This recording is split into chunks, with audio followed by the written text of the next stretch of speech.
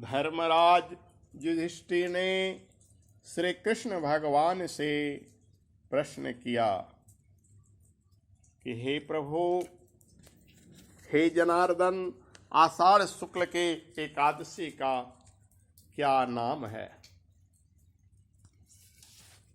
इस व्रत के करने की विधि क्या है और किस देवता का पूजन किया जाता है?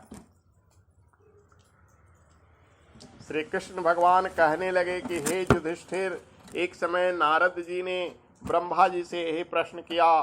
तब ब्रह्मा जी ने उत्तर दिया कि हे नारद, तुमने कलियुग जीवों के उद्धार हेतु बहुत अच्छा प्रश्न किया है, क्योंकि एकादशी व्रत सब व्रतों में श्रेष्ठ है। इस व्रत को करने से सभी पाप नष्ट हो जाते हैं और जो व्यक्ति इस व्रत को नहीं करते हैं वे नरकगामी होते हैं, माने नरक जाते हैं। सभी एकादशियों का व्रत श्रेष्ठ है और उनके करने से भगवान विष्णु प्रसन्न होते हैं, परंतु उन सब में आषाढ़ मास के शुक्ल पक्ष की एकादशी तो सबसे अधिक पुण्य प्रदायक है।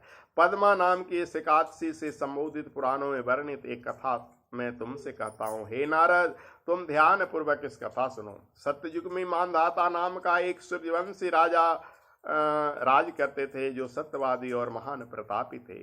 वह प्रजा को पुत्र की तरह पालन किया करते थे। उनकी प्रजा धन धान से भरपूर सुखी थी। उनके राज में कभी अकाल नहीं पड़ता। एक समय उस राजा के राज में 3 वर्ष तक वर्षा नहीं हुई और अकाल पड़ गया। प्रजा अन्न की कमी के कारण कष्ट पाने लगी और अन्न के अभाव के कारण जग भी बंद हो गए। एक दिन प्रजा राजा के पास जाकर कहने लगी कि हे राजा, समस्त विश्व की सृष्टि का कारण वर्षा है। वर्षा के अभाव में अकाल पड़ गया और अकाल से प्रजा मर रही है, इसलिए कोई ऐसा उपाय कीजिए जिससे प्रजा का कष्ट दूर हो जाए। राजा मानधाता ने कहा कि आप ठीक कह रहे हैं, आपकी बात ठीक है। वर्षा से ही अन्न उत्पन्न होता है और आप लोग वर्षा न होने से बहुत दुखी हैं। मैं आप लोग को दुख का दूर करने के लिए कोशिश करता हूँ, आपके कष्ट को समझता हूँ। ऐसा कहकर राजा कुछ सेना साथ लेकर वन की ओर चल दिए। वह अनेक ऋषियों के आश्रम में भ्रमण करते हुए अंत में ब्रह्मा जी के पुत्र अंगिरा ऋषि के पास गए। वहां राजा ने घोड़े से उतर कर अंगिरा ऋषि को प्रणाम किया। मुनि ने राजा को आशीर्वाद देकर कुशल क्षेम पूछा और उससे आश्रम में आने का कारण पूछा कि बताओ बेटा, किस कारण से आए हो? राजा ने हाथ जोड़कर विनीत भाव से कहा कि हे भगवान, सब प्रकार से धर्म का पालन करने पर मेरे राज में अकाल पड़ गया, इससे प्रजा बहुत दुखी है। राजा के पापों से प्रजा को कष्ट मिलता है, ऐसे शास्त्रों में लिखा है। जब मैं धर्म अनुसार राज्य करता हूँ तो मेरे राज में अकाल कैसे पड़ गया? मैंने कोई पाप नहीं किया। मैं आपसे इसी संदेह का निवारण करने के लिए आया हूँ। कृपा करके मेरे संदेह का निवारण कीजिए और साथ ही प्रजा के कष्ट दूर करने का कोई उपाय बताइए। राजा की बात सुनकर महर्षि अंगिरा बोले, हे राजा, यह सत्ययुग सब युगों में उत्तम है। इसमें धर्म के चारों चरण उपस्थित हैं, अर्थात इस युग में धर्म की सबसे अधिक उन्नति है। लोग ब्रह्म की उपासना करते हैं और ब्राह्मणों को ही केवल वेद पढ़ने तथा तप करने का अधिकार है, परंतु आपके राज में एक शूद्र तपस्या कर रहा है। इसी दोष के कारण आपके राज में वर्षा नहीं हो रही है। इसलिए यदि आप प्रजा का भला चाहते हो तो इस शूद्र का वध कर दो।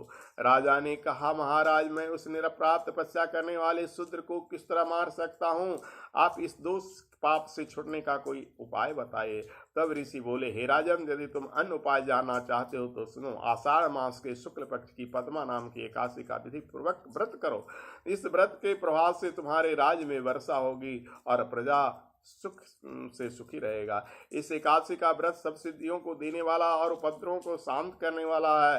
अतः प्रजा, सेवकों तथा मंत्रियों के सहित तुम इस व्रत को करो।